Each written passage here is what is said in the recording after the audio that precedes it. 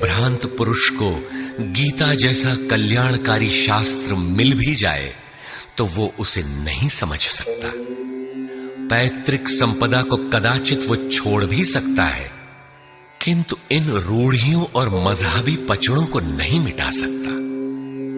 पैतृक संपत्ति को हटाकर आप हजारों मील दूर जा सकते हैं, किंतु दिल दिमाग में अंकित ये रूढ़िगत विचार वहां भी आपका पिंड नहीं छोड़ते। बोलिए ओम श्री सद्गुरुदेव भगवान की जय। ओम श्री परमात्मने नमः। अथ सप्तमो अध्याय। गत अध्यायों में गीता के मुख्य प्रायः सभी प्रश्न पूर्ण हो गए हैं। निष्काम कर्म योग, ज्ञान योग, कर्म तथा यज्ञ का स्वरूप और उसकी विधि, योग का वास्तविक स्वरूप और उसका परिणाम तथा अवतार, वर्ण संकर, सनातन, आत्मस्थित महापुरुष के लिए भी लोक हितार्थ कर्म करने पर बल, युद्ध इत्यादि पर विशद चर्चा की गई। अगले अध्यायों में योगेश्वर श्री कृष्ण ने इन्हीं से संदर्भित अनेक पूरक प्रश्नों को लिया है, जिनका समाधान तथा अनुष्ठान आराधना में सहायक सिद्ध होगा। छठे अध्याय के अंतिम श्लोक में योगेश्वर ने यह कहकर प्रश्न का स्वयं बीजारोपण कर दिया कि जो योगी मुझ में अच्छी प्रकार स्थित अंतःकरण वाला है, उसे मैं अतिशय श्रेष्ठ योगी मानता हूँ। परमात्मा में अच्छी प्रकार स्थिति क्या है? बहुत से योगी परमात्मा को प्राप्त तो होते हैं, फिर भी कहीं कोई कमी उन्हें खटकती है। लेस मात्र भी कसर न रह जाए, ऐसी अवस्था कब आएगी? संपूर्णता से परमात्मा की जानकारी कब आएगी, कब होती है? इस पर योगेश्वर श्री कृष्ण कहते हैं, पार्थ, तू मुझ में आसक्त हुए मन वाला बाहरी नहीं, अपितु मेरे परायण होकर योग में लगा हुआ, छोड़कर नहीं, मुझको जिस प्रकार संशय रहित जानेगा उसको सुन। जिसे जानने के पश्चात लेस मात्र भी संशय न रह जाए, विभूतियों की उस समग्र जानकारी पर पुनः बल देते हैं। मैं तेरे लिए इस विज्ञान सहित ज्ञान को संपूर्णता से कहूँगा। पूर्ति काल में यज्ञ जिसकी सृष्टि करता है, उस अमृत तत्व की प्राप्ति के साथ मिलने वाली जानकारी का नाम ज्ञान है। परम तत्व परमात्मा की प्रत्यक्ष जानकारी का नाम ज्ञान है। महापुरुष को एक साथ सर्वत्र कार्य करने की जो क्षमता मिलती है, वह विज्ञान है।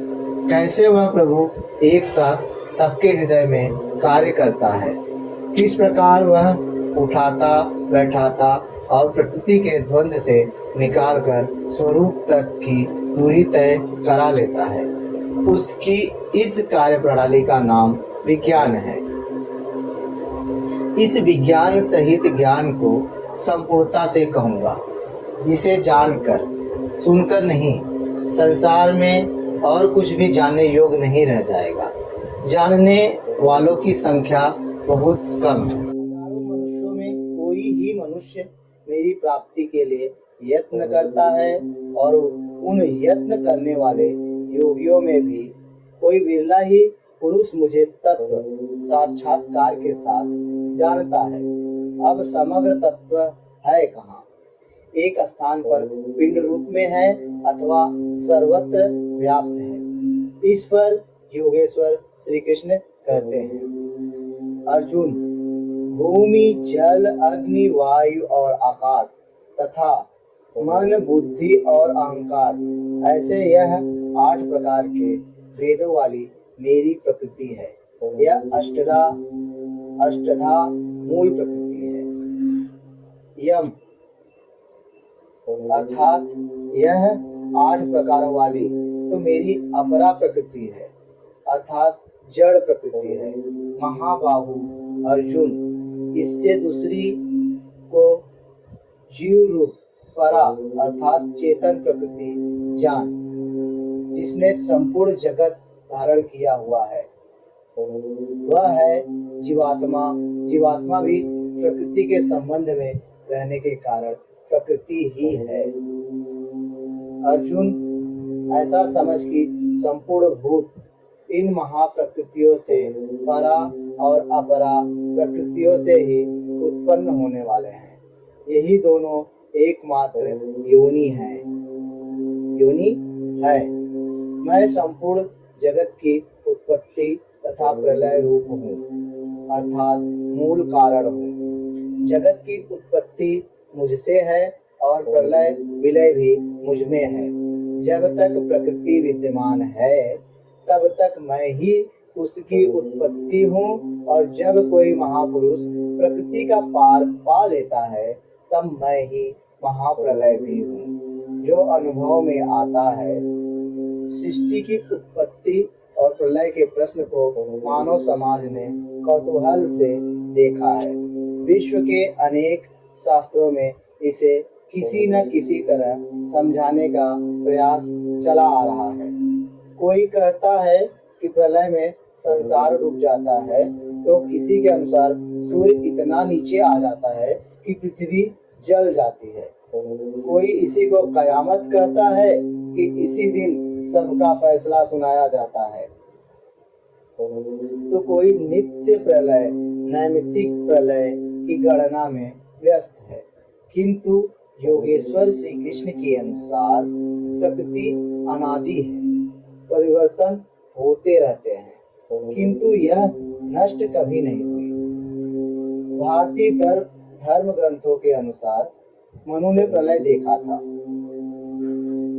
इसके साथ 11 ऋषियों ने मत्स्य की सींग में नाव बांधकर हिमालय के एक उत्तुंग शिखर की शरण ली थी। लीलाकार श्री कृष्ण के उपदेशों एवं जीवन से संबंधित उनके समकालीन शास्त्र भागवत में निकंडु मुनि के पुत्र मार्कंडेय जी द्वारा प्रलय का आंखों देखा हाल प्रस्तुत है। ये हिमालय के उत्तर में पुष्पभद्रा नदी के किनारे रहते थे। भागवत के 12 स्कंद के 8वें और 9वें अध्याय के अनुसार सौनकादि ऋषियों ने सूत जी से पूछा कि मार्कंडेय जी ने महाप्रलय में वट के पत्ते पर भगवान बाल मुकुंद के दर्शन किए थे, किंतु वे तो हमारे ही वंश के थे। इसमें कुछ ही समय पूर्व हुए थे। उनके जन्म के बाद न कोई प्रलय हुआ और न सृष्टि ही डूबी, सब कुछ यथावत है। तब उन्होंने कैसा प्रलय देखा? सूत जी ने बताया कि मार्कंडेय जी की प्रार्थना से प्रसन्न होकर नर नारायण ने उन्हें दर्शन दिया। मार्कंडेय जी ने कहा कि मैं आपकी वह माया देखना चाहता हूँ, जिससे प्रेरित होकर यह आत्मा अनंत योनियों में भ्रमण करता है। भगवान ने स्वीकार किया।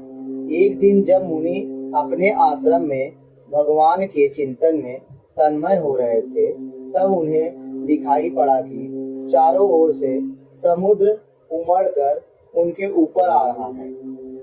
उसमें मगर छलांगे लगा रहे थे। उनकी चपेट में ऋषि मार्कंडेय भी आ रहे थे। वे इधर उधर बचने के लिए भाग रहे थे।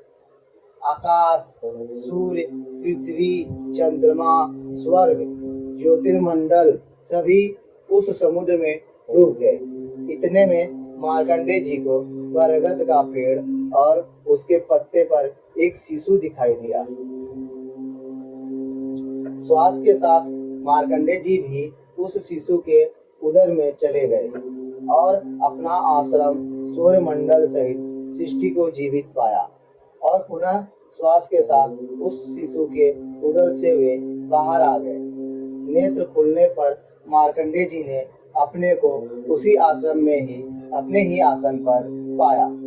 स्पष्ट है कि करोड़ों वर्ष के भजन के पश्चात उन मुनि ने ईश्वरी दृश्य को अपने हृदय में देखा, अनुभव में देखा। बाहर सब कुछ ज्यों का त्यों था, अतः प्रलय योगी के हृदय में ईश्वर से मिलने वाली अनुभूति है। भजन के पूर्ति काल में योगी के हृदय में संसार का प्रवाह मिटकर अव्यक्त परमात्मा ही शेष बचता है। यही प्रलय है। बाहर प्रलय नहीं होता। महाप्रलय शरीर रहते ही अद्वैत की अनिर्वचनीय स्थिति है। यह क्रियात्मक है। केवल बुद्धि से निर्णय लेने वाले भ्रम का ही सृजन करते हैं, चाहे हम हो या आप।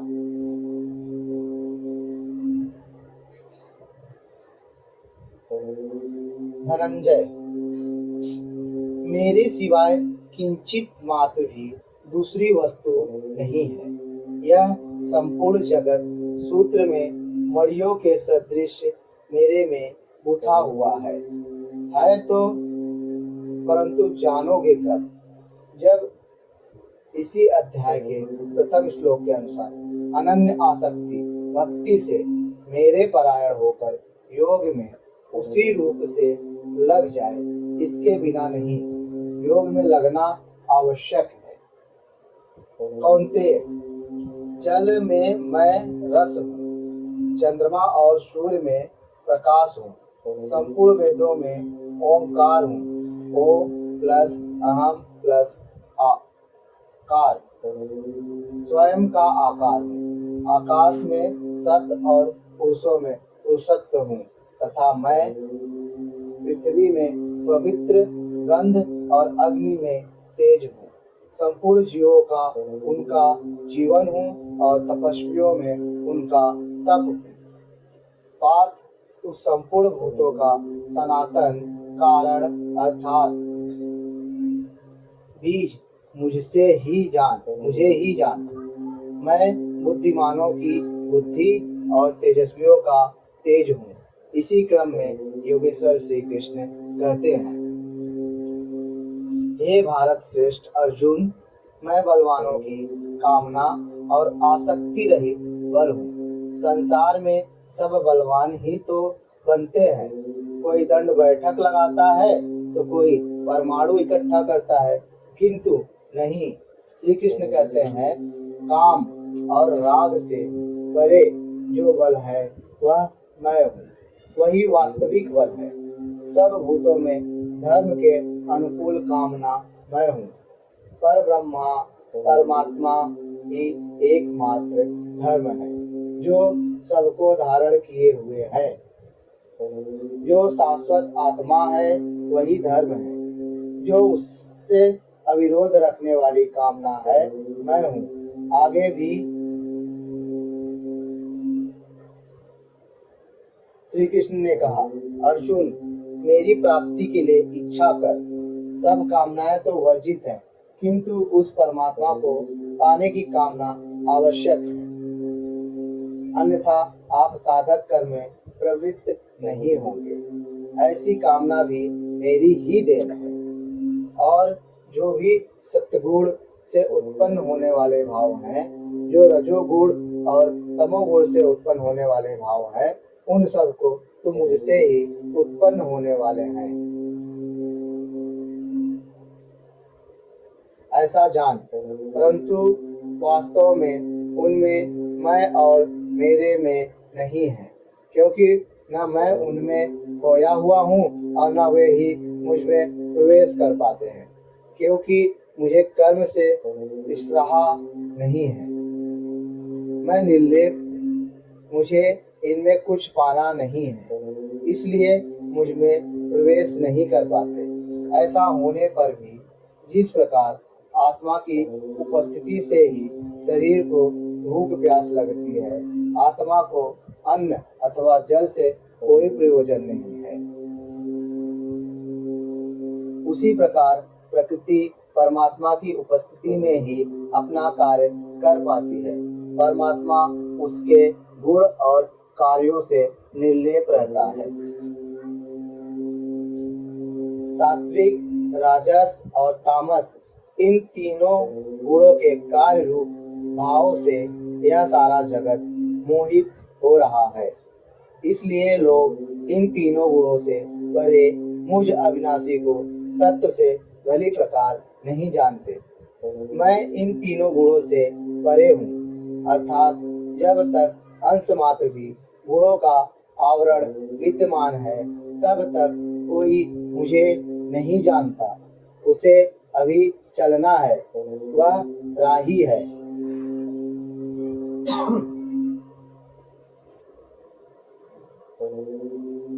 और यह त्रिगुणमयी मेरी अद्भुत माया दुस्तर है, किंतु जो पुरुष मुझे ही निरंतर भजते हैं वे इस माया का पार पा जाते हैं। यह माया है तो दैवी, परंतु अगरबत्ती जलाकर इसकी पूजा न करने लगे। इससे पार पाना है तो मुझे निरंतर भजते हैं। वे जानते हैं फिर भी लोग नहीं भजते।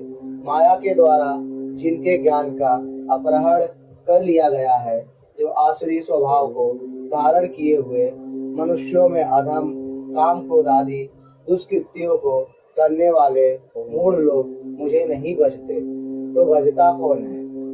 हे भरत श्रेष्ठ अर्जुन, उत्तम अर्थात नियत कर्म जिसके परिणाम में श्रेय की प्राप्ति हो उसको करने वाले, अर्थात सकाम अर्थात दुख से छूटने की इच्छा वाले, अर्थात प्रत्यक्ष रूप से जानने की इच्छा वाले, और ज्ञानी अर्थात जो प्रवेश की स्थिति में है, ये चार प्रकार के भक्त जन मुझे भजते हैं।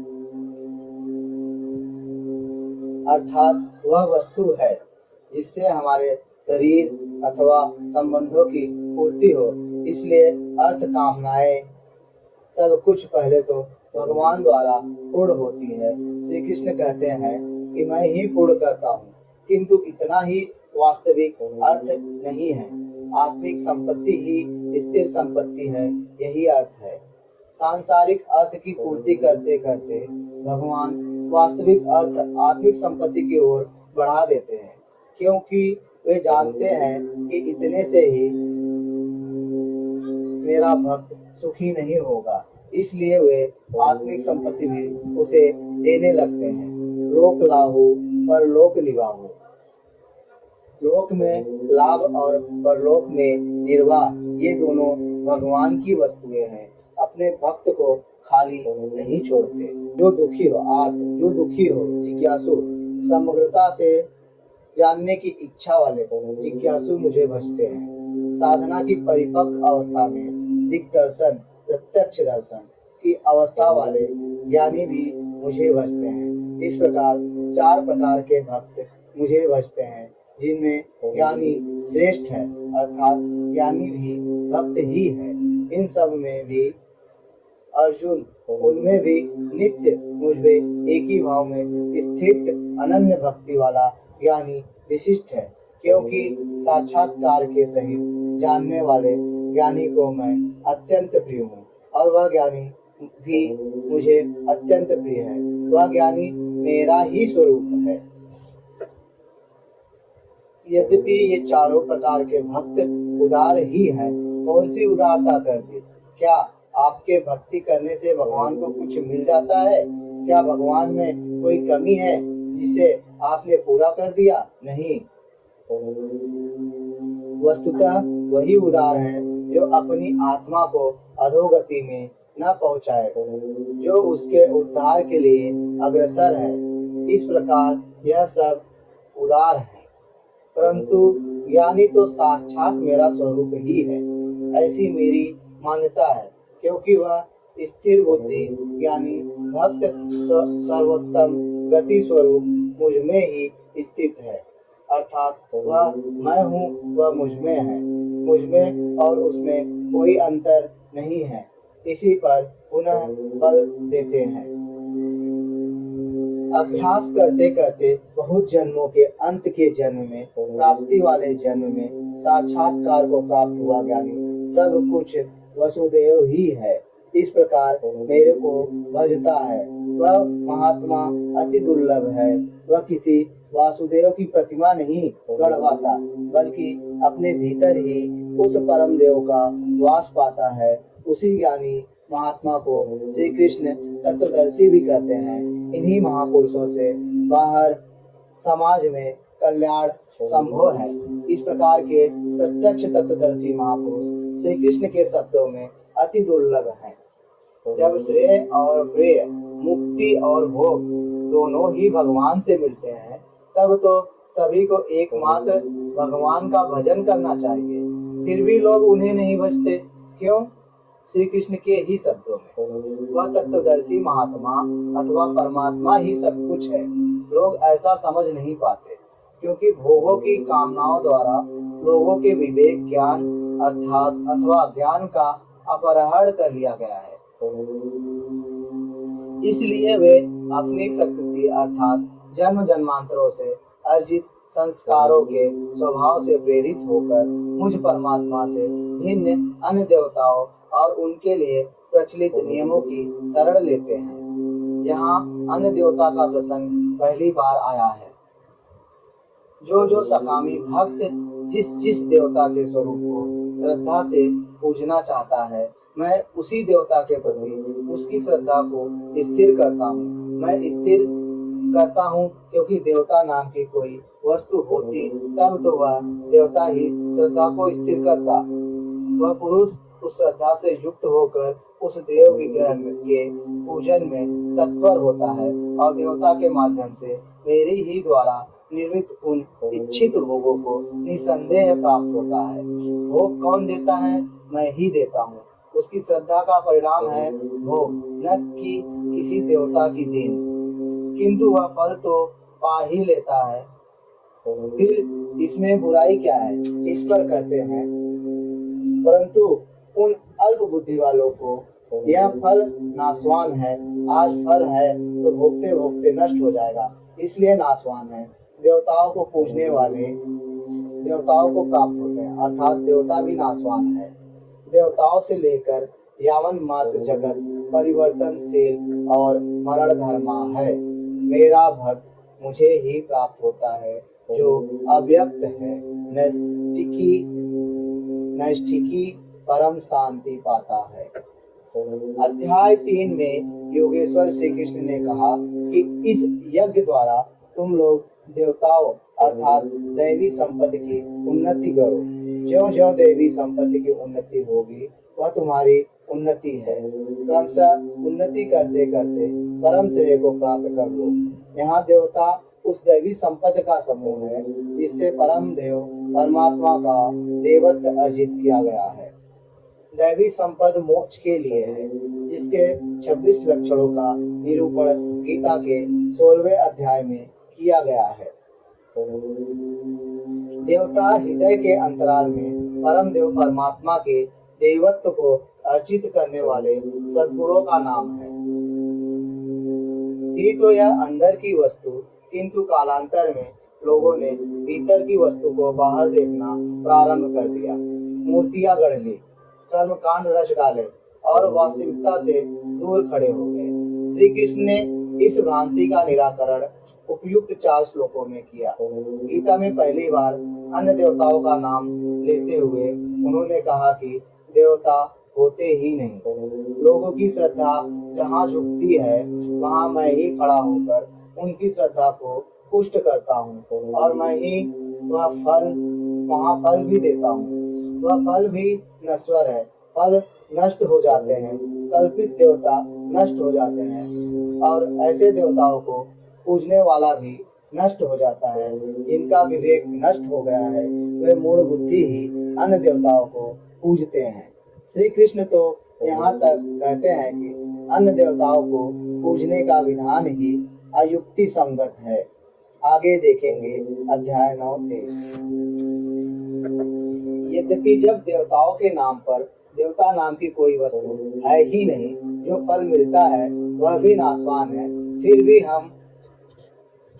फिर भी सब लोग मेरा भजन नहीं करते, क्योंकि बुद्धिहीन पुरुष जैसा पिछले श्लोक में आया कि कामनाओं को भली प्रकार नहीं जानते, इसलिए वे मुझ अव्यक्त पुरुष को व्यक्ति भाव को प्राप्त हुआ मानते हैं, मनुष्य मानते हैं। अर्थात श्री कृष्ण भी मनुष्य शरीरधारी योगी थे, योगेश्वर थे, जो स्वयं योगी हो और दूसरों को भी योग प्रदान करने की जिनमें क्षमता हो, उन्हें योगेश्वर कहते हैं।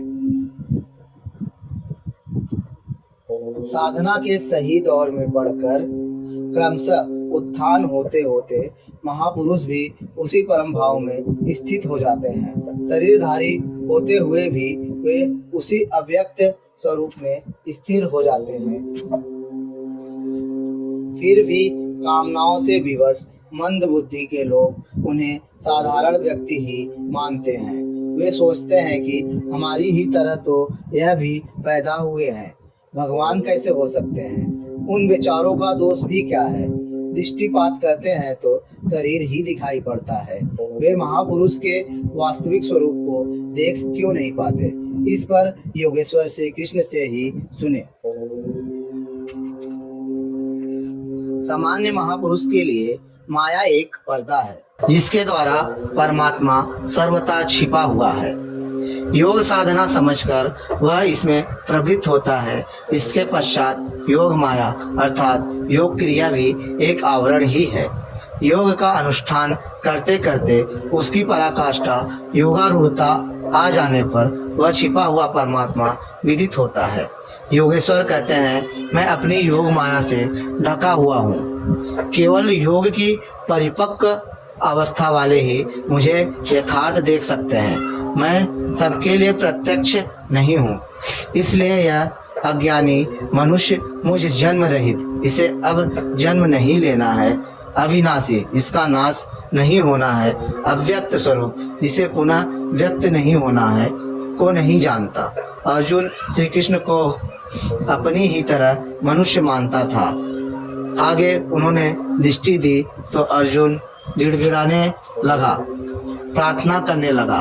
वस्तुतः अव्यक्त स्थित महापुरुष को पहचानने में हम लोग प्रायः अंधे ही हैं।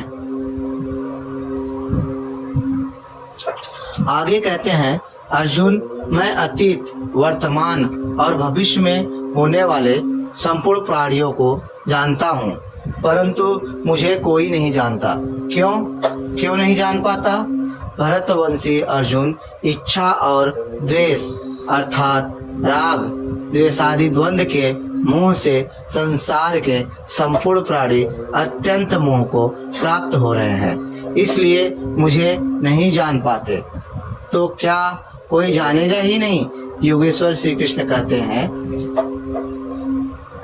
परंतु पुण्य कर्म जो संस्कृति का अंत करने वाला है, जिसका नाम कार्यम कर्म, नियत कर्म, यज्ञ की प्रक्रिया कहकर बारंबार समझाया है, उस कर्म को करने वाले जिन भक्तों का पाप नष्ट हो गया है, वे राग द्वेषादि द्वंद्व के मोह से भली प्रकार मुक्त होकर वृत्त में दृढ़ हो रहकर मुझे भजते हैं। किस लिए भजते हैं? जो मेरी शरण होकर जरा और मरण से मुक्ति पाने के लिए प्रयत्न करते हैं।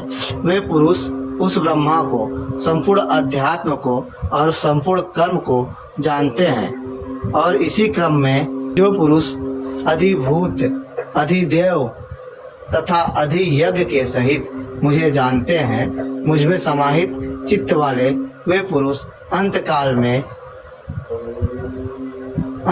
में भी मुझको ही जानते हैं, मुझमें ही स्थित रहते हैं और सदैव मुझे प्राप्त रहते हैं। 26वें 27वें श्लोक में उन्होंने कहा, मुझे कोई नहीं जानता, क्योंकि वे मोहग्रस्त हैं, किंतु जो उस मोह से छूटने के लिए प्रयत्नशील है, वे उस ब्रह्मा, संपूर्ण अध्यात्म, संपूर्ण कर्म, संपूर्ण अधिभूत, संपूर्ण अधिदेव और संपूर्ण अधियज्ञ सहित मुझको जानते हैं।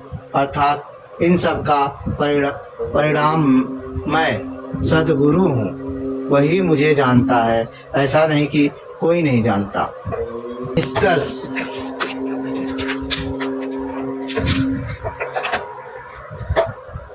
इस 7वें अध्याय में योगेश्वर श्री कृष्ण ने बताया कि अनन्य भाव से मुझ में समर्पित होकर, मेरे आश्रित होकर जो योग में लगता है वह समग्र रूप से मुझे जानता है।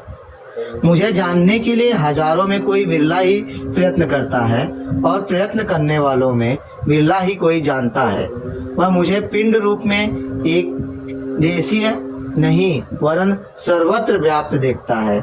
8 भेदों वाली मेरी जड़ प्रकृति है और इसके अंतराल में जीवन प्रकृति है।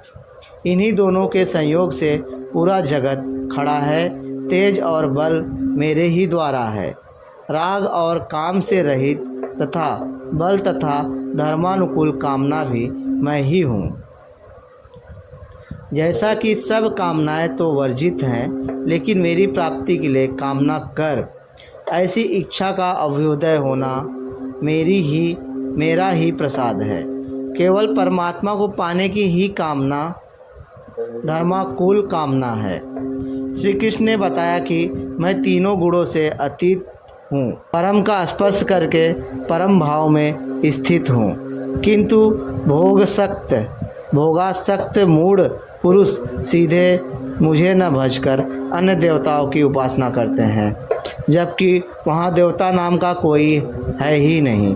पत्थर, पानी, पेड़, जिसको भी वे पूजना चाहते हैं, उसी में उनकी श्रद्धा को मैं ही पुष्ट करता हूँ। उसकी आड़ में खड़ा होकर मैं ही फल देता हूँ, क्योंकि न वहाँ कोई देवता है न किसी देवता के पास कोई भोग ही है। लोग मुझे साधारण व्यक्ति समझकर नहीं बचते, क्योंकि मैं योग प्रक्रिया द्वारा ढका हुआ हूँ। अनुष्ठान करते करते योग माया का आवरण पार करने वाले ही मुझ शरीरधारी को भी यह अव्यक्त रूप में जानते हैं, अन्य स्थितियों में नहीं। मेरे भक्त 4 प्रकार के हैं, अर्थाती, आर्त, जिज्ञासु और ज्ञानी। चिंतन करते करते अनेक जन्मों के अंतिम जन्म में प्राप्ति वाला ज्ञानी मेरा ही स्वरूप है, अर्थात अनेक जन्मों से चिंतन करके उस भगवत स्वरूप को प्राप्त किया जाता है। राग द्वेष के मोह के आक्रांत मनुष्य मुझे कदापि नहीं जान सकते, किंतु राग द्वेष के मोह से रहित होकर जो नियत कर्म, जिसे संक्षेप में आराधना कह सकते हैं, का चिंतन करते हुए जरा मरण से छूटने के लिए प्रयत्नशील है, वे पुरुष संपूर्ण रूप से मुझे जान लेते हैं। वे संपूर्ण ब्रह्मा को, संपूर्ण अध्यात्म को, संपूर्ण अधिभूत को, संपूर्ण अधिदेव को, संपूर्ण कर्म को और संपूर्ण यज्ञ के सहित मुझे जानते हैं।